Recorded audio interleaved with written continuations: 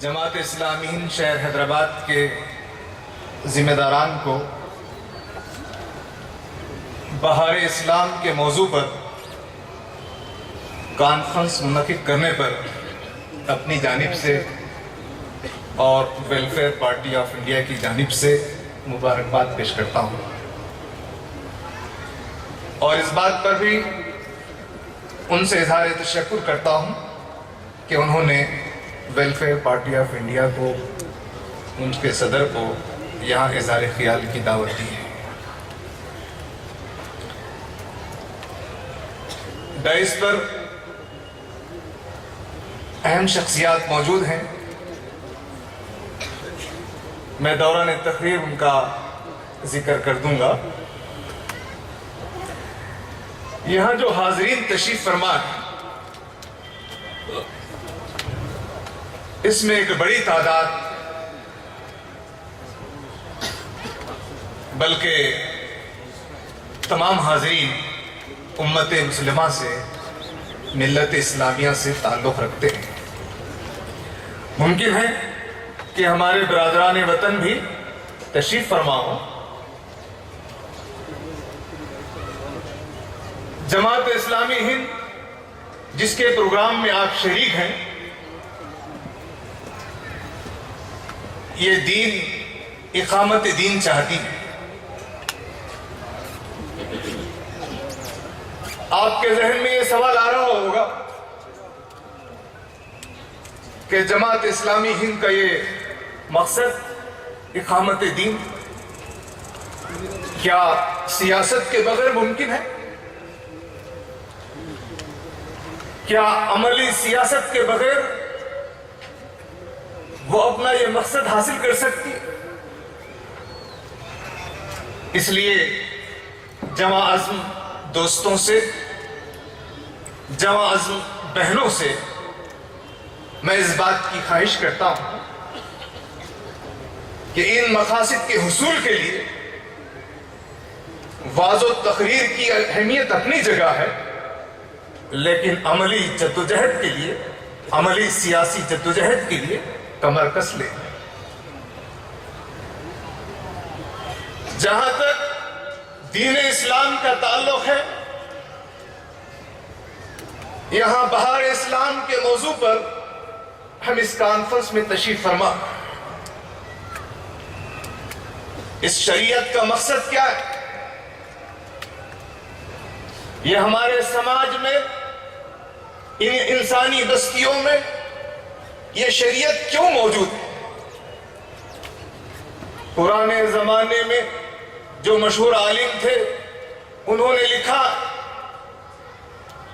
کہ انسان کے دین کی حفاظت کے لیے، انسان کی جان کی حفاظت کے لیے، انسان کی عقل کی حفاظت کے لیے، نسل کی حفاظت کے لیے، مال کی حفاظت کے لیے یہ شریعت موجود ہے۔ جب دین اور شریعت کا تصور، جب دین اور شریعت کا ذکر ہو تو مسجد، منبر اور محراب یا ذکر و اذکار ذہن میں آ جاتے ہیں، لیکن ماہرین نے لکھا کہ دین کی حفاظت، جان کی حفاظت، عقل کی حفاظت، نسل کی حفاظت، مال کی حفاظت، یہ شریعت کا مقصد ہے۔ بتائیے، یہی تو سیاست کا بھی مقصد ہونا چاہیے۔ میں یہاں بیٹھے ہوئے تشریف فرما موجود سیاسی قائدین کا احترام کرتا ہوں، اور آپ کے دل میں سیاست کے بارے میں جو بدگمانی اور نئی نسلوں نے سیاست اور سیاستدانوں کے درمیان، سیاست اور سیاستدانوں کے بارے میں جو بد اعتمادی پیدا ہوگی، اس کی وجوہات ہیں، لیکن سیاست کے بغیر شریعت کے ان مقاصد کو حاصل نہیں کیا جا سکتا۔ اور آج جو ماہرین ہیں، شریعت کے ماہرین ہیں، وہ لکھتے ہیں کہ ہیومن ڈگنیٹی یہ شریعت کا مقصد، بنیادی آزادیاں، عدل و انصاف، غربت کا خاتمہ، सामाजिक न्यायम, समाजी मसावत, अमन, ये शरीयत का मकसद। तो मैं यहां बैठे हुए दोस्तों से ख्वाहिश करूंगा कि हमको एक जद्दोजहद के लिए अपने आप को तैयार करना है। मैं ये बात भी बताऊं कि आज के सियासतदान जिनके बारे में खुदगर्जी, मफाद परस्ती, घोटाले, घपले, जराइम, बदउनवानियां, यही नाम आज की सियासत का और सियासतदानों का है। लेकिन सवाल यह है, क्या यह सियासत और यह सियासतदानों का यह सिलसिला जारी रहेगा या इसके अंदर बदलाव की जरूरत है? अगर इसमें बदलाव की जरूरत है तो जद्दोजहद किसे करना है और दीन से इस रिश्ते को किसे जोड़ना है? अल्लामा इकबाल रहमतुल्लाह अलैह ने एक जगह लिखा, जलाले बादशाही हो कि जमहूरी तमाशा हो, जुदा हो दीन सियासत से तो रह जाती है चंगेजी। यहां मोहम्मद अली शबीर साहब तशरीफ फरमा, उनकी बहुत सी खिदमात हैं, लेकिन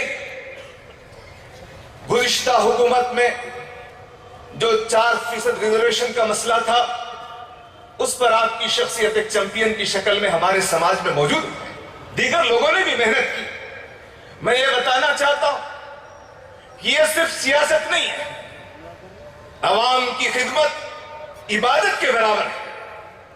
तो मैं इस मौके पर यहां हमारे शहर के जवान साहब जनाब सलीम साहब, वो भी सियासत के मैदान के एक अहम कायद हैं, उनका भी इस्तेकबाल करता हूं। वेलफेयर पार्टी की तरफ भी इन दोनों का इस्तेकबाल करता हूं। हाज़रीन, हम हमारे समाज में क्या तब्दीली चाहते हैं? सबसे अहम बात, गरीब हो या अमीर हो,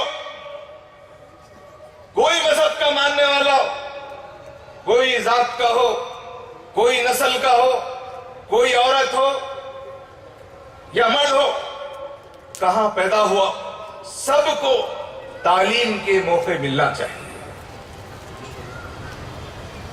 सबको तालीम का मौका मिलना। आज हम देखते हैं कि आजादी के बाद भी हमारे देश में, हमारे आंध्र प्रदेश में लाखों की तादाद में लोग ऐसे हैं जो तालीम से महरूम हैं। और ये तालीम से महरूम, सलाहियत से, महारत से महरूमी। तो क्या हमारा समाज अदल व इंसाफ का समाज बन चुका है? ऐसा नहीं।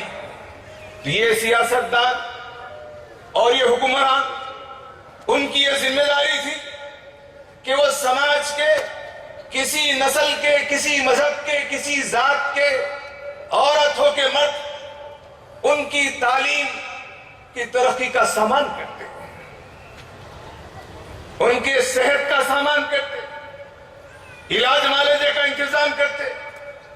हम ये समझते हैं कि तालीम है, सेहत है, रोजगार है, रोटी, कपड़ा, मकान, ये हुकूमत की जिम्मेदारी है। और जैसे राइट टू एजुकेशन कानून बना, जिसके जरिए से तालीम से महरूम हो जाने के नतीजे में हुकूमत जिम्मेदार है, उसी तरीके से मेरी इस रियासत का कोई जवान अगर बेरोजगार है तो उसको रोजगार फराहम करना यह हुकूमत की और सियासतदानों की जिम्मेदारी। उसको यह कानून में तब्दील होना चाहिए। राइट टू लाइवलीहुड, सेहत का, इलाज का, मालजे का यह इंतजाम करना, यह बातें सही है। लोगों ने आरोग्य श्री का नाम दिया, बेशक उसमें कुछ गरीबों का फायदा हुआ, لیکن سرکاری سطح پر علاج کی سہولتیں عام نہیں ہے. یہ بڑے بڑے دواخانے جو 5 اسٹار ہوٹلوں کی طرح ہیں اور ان دواخانوں کی ضرورتوں کو پورا کرنے کے لیے غریبوں کے علاج کے نام پر ان کا انتظام کیا گیا ہے. جہاں تک عوام کے انتظام کی ضرورت ہے، یہ جو ہمارے سرکاری دواخانے ہیں وہ سہولتوں سے محروم ہیں. یہ کیا طریقہ ہے کہ دیہات دیہات، گلی گلی، بستی بستی، گاؤں گاؤں یہ سرکاری دواخانے سہولتوں سے محروم رہے اور علاج معالجے کے لیے یہ مختلف اسکیم سے ان پرائیویٹ کارپوریٹ دواخانوں کو سہولتوں کا انتظام کیا جائے؟ یہ غریبوں کی خدمت ہے یا امیروں کی خدمت ہے؟ یہ سوال ہے. جہاں تک دستوری حقوق کا تعلق ہے، میں اس موقع پر کہوں گا کہ صرف روٹی سے، کپڑے سے، مکان سے کام نہیں چلے گا. ملک کی پیداوار میں، ملک کی ترقی میں، ملک کے اقتدار میں جہاں اہم فیصلے ہوتے ہیں ان تمام فیصلوں میں تمام طبقات کی شرکت ضروری ہے. لوگ کھانا پینا جانور بھی کرتے. عز و شرف یہ ہے کہ سماج میں جو طبقات ہیں، چاہے وہ دلت ہوں، کمزور ہوں، مائنورٹیز ہوں، ان سب کو ان کی آبادی کے حساب سے ملک کی خدمت کے فیصلوں میں ان کی شرکت ضروری ہے. جب تک یہ خواب شرمندہ تعبیر نہیں ہوگا، ویلفیئر اسٹیٹ نہیں ہوگا. ویلفیئر پارٹی آف انڈیا اسی ویلفیئر اسٹیٹ کی طرف اپنا سفر شروع کر رہی ہے. جہاں تک سماجی اقدار کا تعلق ہے، لوگ کمزور ہیں، طاقتور ہیں. جو کمزور ہے وہ مظلوم بھی ہے. ایسا سماج جس میں طاقتور لوگ کمزوروں کا ظلم کرتے ہوں، ان کو اس ظلم سے نجات دلانے کی ذمہ داری کس کی ہے؟ یہ حکومت، یہ سیاستدان جو ملک کے خزانوں کو لوٹ رہے ہیں. آج صرف اس لیے میں کہتا ہوں کہ صرف پارٹی بدلنے کی ضرورت نہیں ہے، ہاتھ بدلنے کی ضرورت نہیں ہے، بلکہ سیاست کے اقدار، سیاست کی روایات، سیاست کی بنیادیں، سیاست کی جڑوں کو بدلنے کی ضرورت ہے. جب تک یہ تبدیلی نہیں آئے گی، سماج ان ترقیوں سے، سماج ملک کی اس پیداوار سے فیضیاب نہیں ہو سکتا. ہمارے ملک میں جب تک لوگ سیکیورٹی محسوس نہ کریں، تحفظ، ایک قسم کا احساس تحفظ، اس کی بڑی ضرورت ہے. روٹی، کپڑا، مکان، عزت، تحفظ، یہ انسان کی بنیادی ضرورتیں ہیں.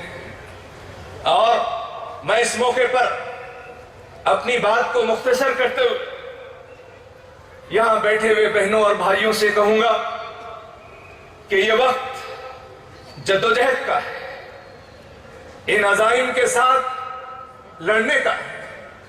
سماج کو، سیاست کو، سیاست میں موجود ان بدعنوانیوں کو، اس استحصال کو ختم کرنے کے لیے آپ میدان عمل میں آئے اور ہاتھ سے ہاتھ ملا کر تمام غریبوں کی آواز بنے، کمزوروں کی آواز بنے، تبدیلیوں کے علمبردار بنے. یہ دعوت دیتے ہوئے اپنی جگہ لیتا ہوں. السلام علیکم.